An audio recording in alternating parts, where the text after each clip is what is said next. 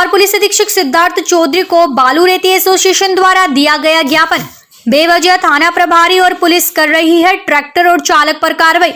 Royalty होने के बाद भी क्यों की जा रही है कार्रवाई? एसपी ने दिया आश्वासन, जांच होने के बाद होगी कार्रवाई। मंदसौर पुलिस अधीक्षक सिद्धार्थ चौधरी को काली रेती और बालू रेती के एसोसिएशन द्वारा एक ज्ञापन दिया गया है। ज्ञापन के माध्यम से मांग की है कि थाना वाडीनगर के प्रभारी द्वारा रॉयल्टी होने के बाद भी कार्रवाई की है, जो कि गलत है। और 3 दिन तक ट्रैक्टर चालक जेल में बंद था, उसकी आज ही जमानत कराई है। और राजस्थान क्षेत्र से बालू रेती पूरी तरह रॉयल्टी के साथ आती है और गलियों में बालू रेती लेकर जाना होती है तो उसको ट्रैक्टर से ले जाया जाता है।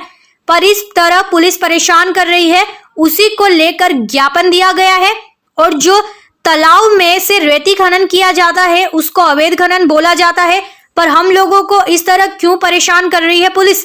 इसलिए सभी एकत्रित होकर पहुंचे हैं पुलिस अधीक्षक सिद्धार्थ चौधरी के पास। और एसपी ने भी आश्वासन दिया है कि बिना जांच के कोई कार्रवाई नहीं होगी।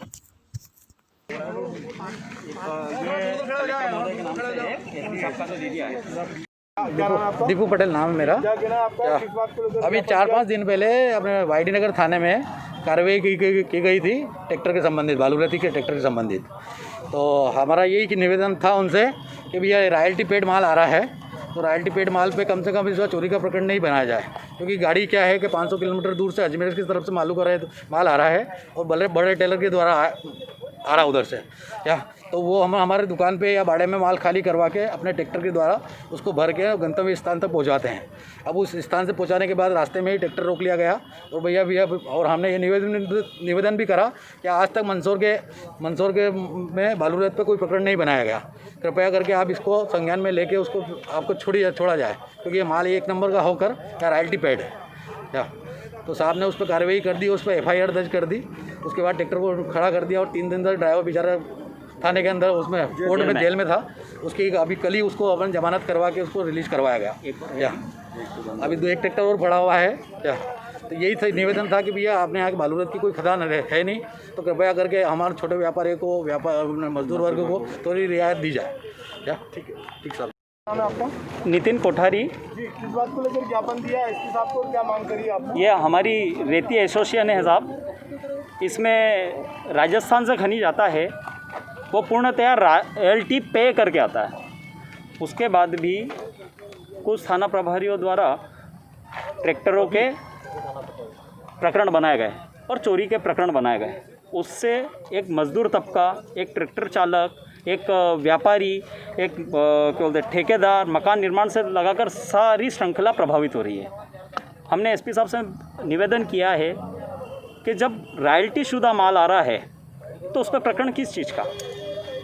जब खनन प्रकरण उसे कहे कि जिसका खनन हो रहा है, चोरी हो रही है, कोई चोरी नहीं, 1 नंबर में पूरा माल आ रहा है और उस पर प्रकरण बनाए जा रहे हैं।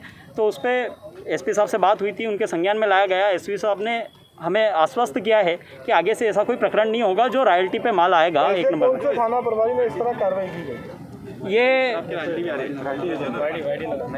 नैयाबादी थाना और वाडीनगर थाने द्वारा कार्रवाई की गई थी, जिसमें ये जो नैयाबादी थाने में हमारे ऊपर प्रकरण दर्ज किया गया। उस दिन सुबह बड़ी गाड़ी से माल खाली हुआ, उसकी रॉयल्टी हमारे पास है। रॉयल्टी होने के बावजूद मैडम से हमने निवेदन भी किया कि मैडम ये 1 नंबर का माल है, इसमें कोई चोरी वगैरह का माल नहीं है, कोई खनन नहीं है, जो कि मंदसौर ज़िले के अंदर कोई बालू रेत की और रेत की खदान नहीं है। यहाँ से 500 किलोमीटर से हम ट्रैक्टर से माल कैसे लाएं? किसी का मकान का निर्माण होता है छोटी गली में, कोई इतनी बड़ी गाड़ी और इतने बड़े व्हीकल से माल खाली नहीं हो सकता। किसी को 1 ट्राली माल, किसी को 2 ट्राली माल, जो कि ट्रैक्टरों से किया जाता है। अब उसमें वो ड्राइवर के ऊपर चोरी का प्रकरण दर्ज करके उसको जेल भेज के उसके ऊपर ऐसी कार्रवाई की जाती है, तो वो मजदूर हित में नहीं होते हुए जनता हित में भी नहीं है। धन्यवाद।